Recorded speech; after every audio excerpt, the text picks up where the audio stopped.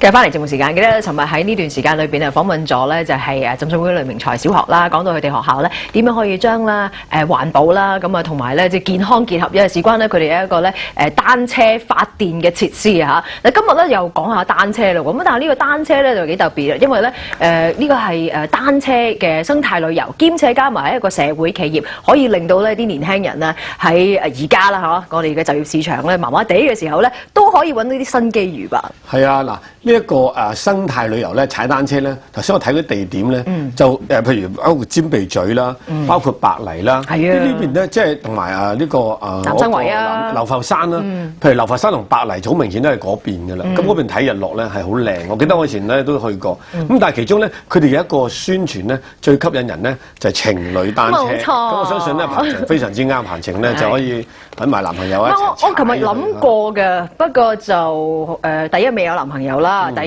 咧就係如果兩個人一齊去，但係佢有導賞員㗎嘛，咁咪變咗有電燈膽啦嚇。不過唔緊要，問問佢哋係點解決呢個問題。冇錯啦，東華三院單車生態旅遊社會企業嘅旅遊事務經理就係陳慧明啦，以及咧就係單車生態遊嘅導賞員咧就係周美玲上嚟同我一齊傾傾嘅。早晨兩位，早晨啊，係啦，呢個計劃一個幾新嘅計劃嚟嘅係咪？去推行咗幾耐啊？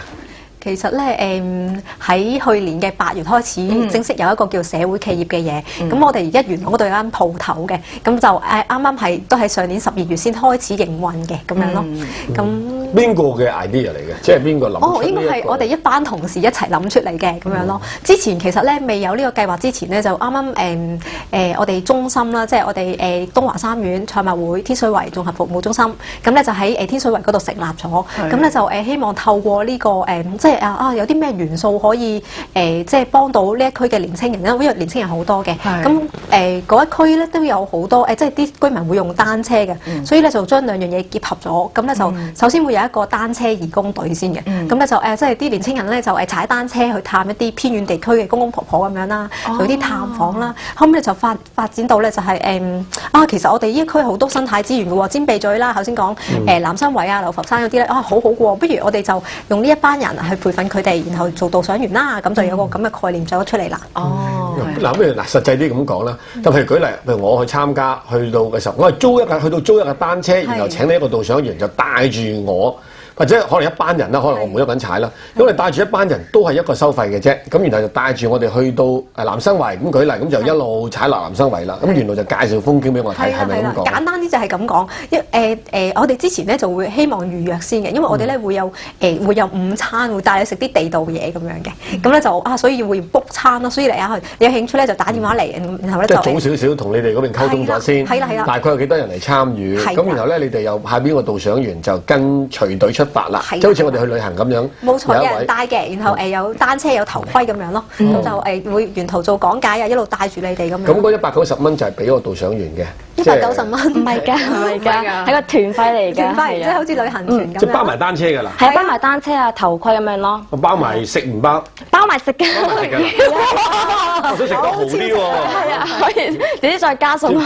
加餸要加錢啊？係啊，使唔使俾貼士添？唔使㗎，唔使俾貼士㗎，我哋係唔收㗎。唔收㗎，我哋唔收消費㗎，係啊。即係呢190蚊咧，就係譬如我哋有10個人去，就1900蚊啦，舉例。係啦。1個人去就俾190蚊。冇錯，呢個基本㗎啦。係啊，但係如果你10個人去啦，我哋都有9折俾翻你哋咁樣咯。9折頭添，咁包埋一個導賞員跟即係隨隊。我哋會如果導賞員嚟講啦，我哋就會咧係睇翻個人數咯，即係通常就會係1個對6個嘅人咯。係啊，咁2個即係12個人就譬如就有2個咁樣咯。係啊，咁但係如果假設我哋知道嗰個團咧係多小朋友嘅話咧，咁我哋可能會出3個導賞員咁樣咯。係啊，因為小朋友比較細個啲咯，咁我哋都會特別照顧下佢哋咁樣咯。係啊，同埋小朋友可能會踩得慢啲啊，或者係咁樣嘅。咁 Kiki 你嘅導賞員生涯係幾時開始㗎？舊年5月開始咯。咁舊年5月份嗰時咧，我都會係即係去做一啲探訪工作咯，即係去流浮山啊嗰啲咧，即係有啲比較多長者居住啦，咁其實都比較寂寞啦，咁我哋就會去探訪佢哋啦，即係帶埋一班年青人去咁樣嘅，係啦。你嘅導賞經驗係咯，我哋分享下。係譬如話你有啲邊啲難忘啊，同埋覺得咧，即係覺得啊，原來做導賞員都有啲滿足感喺邊方面？係其實咧滿足感就係我自己可以帶佢哋四圍去咯，即係踩單車，咁去睇一啲生態嘢咯。咁即係譬如話一啲紅樹林咁樣啦。咁我哋有時咧，其實即係可能普通身邊一個植物咧，我哋都唔知叫咩名嘅。咁但係咧，我哋自己作為導賞員咧，我哋可以介紹俾佢哋知。同埋本身我都喺一啲圍村嗰啲長大啦，咁我就對呢方面比較熟悉啲。咁可以將即係譬如區外嘅人。咁未必知道啲嘢咁，我可以將呢樣嘢同你分享下咁樣咯。係啊，係啊，同埋係咯，同埋會唔會有你帶住咧？嗱，你嗱頭先你講到咧，你自己係區內人啊，你圍村長大，咁對圍村市民比較熟悉啦。係啊係啊。咁我哋區外人咧，有你帶住入去咧，會唔會感覺上咧都係覺得啊安全啲，同埋有啲規矩啊？你會話翻俾我哋聽啊？即係可能唔一定係生態噶嘛，譬如去到個村圍村，可能有啲建築物，你覺得啊嗱，呢啲係我哋祠堂啦，譬如呢啲係我哋啲某一啲獨特嘅建築物。